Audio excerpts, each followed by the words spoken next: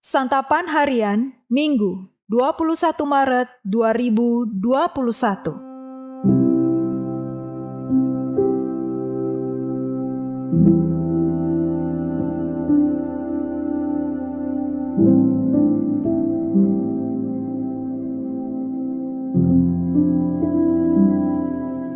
Inilah program Santapan Harian, sebuah program yang mengajak Anda menelusuri isi Alkitab, agar Anda menemukan makna firman Tuhan sesuai dengan konteksnya. Santapan Harian tertuju bagi Anda yang ingin memiliki kehidupan rohani yang segar, kuat, dan sigap.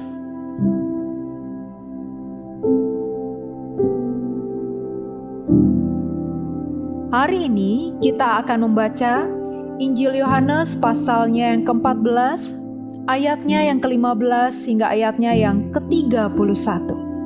Namun kita akan membacanya pada ayatnya yang ke-21 hingga ayatnya yang ke-26. Sebelumnya, mari kita berdoa.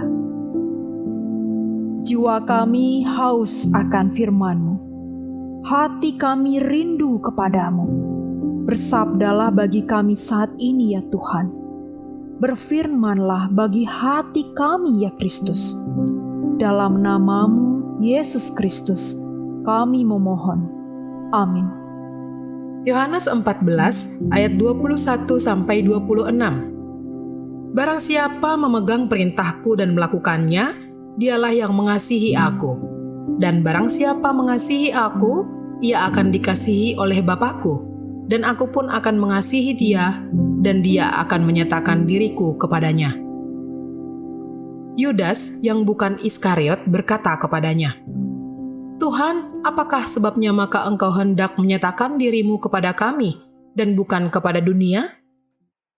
Jawab Yesus, jika seorang mengasihi aku, ia akan menuruti firman-Ku dan Bapa-Ku akan mengasihi dia, dan kami akan datang kepadanya, dan diam bersama-sama dengan dia.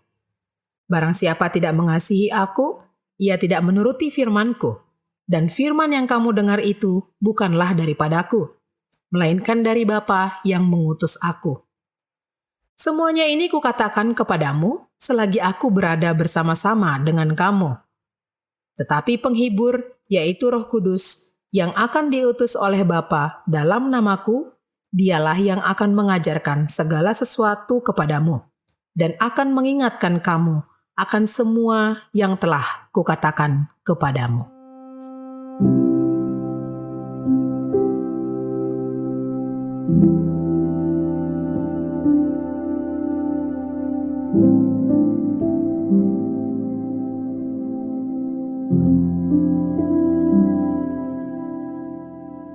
Sahabat Santapan Harian, mengikuti sebuah komunitas pasti membutuhkan bukti. Misalnya, kartu keanggotaan, seragam, atau benda lainnya. Demikian juga dalam mengikut Yesus. Bukti yang Yesus inginkan bukan sekedar menjadi anggota gereja atau keaktifan melayani. Bukan pula hanya dengan menerima baptisan atau perjamuan kudus. Bukti yang Yesus inginkan adalah hidup dalam kasih kepadanya. Bagi Yesus, bukti bahwa kita adalah pengikutnya adalah mengasihinya. Dan ketika kita mengasihinya, kita akan mengikuti perintahnya. Perintah mengasihi ini penting karena para murid akan ditinggal pergi oleh Yesus. Namun Yesus tidak akan meninggalkan mereka seperti yatim piatu.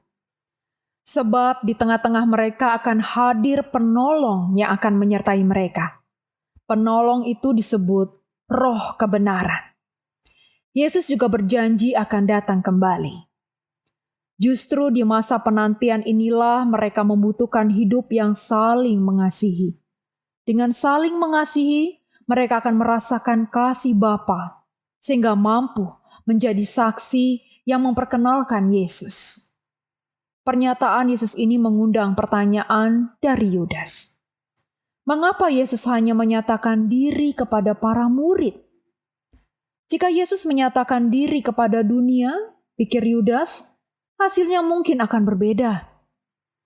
Yudas lupa bahwa Yesus pernah mengatakan bahwa dunia tidak menerima roh kebenaran itu.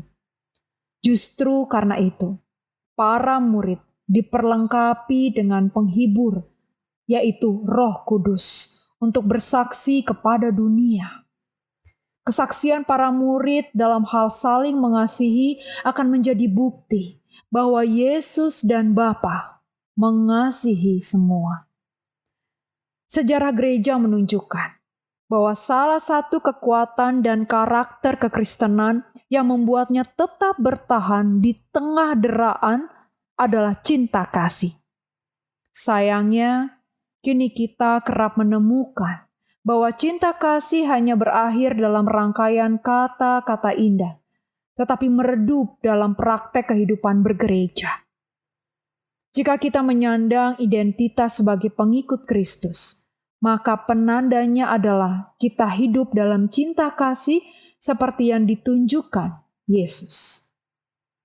Mari kita berdoa. Kami mau menjadi roti yang terpecah bagimu. Kami mau menjadi anggur yang tercurah bagimu. Kami mau menjadi saksimu yang memberitakan Injilmu, melayani, serta mengasihi lebih sungguh. Inilah komitmen kami kepadamu, Kristus Yesus, Tuhan kami. Amin.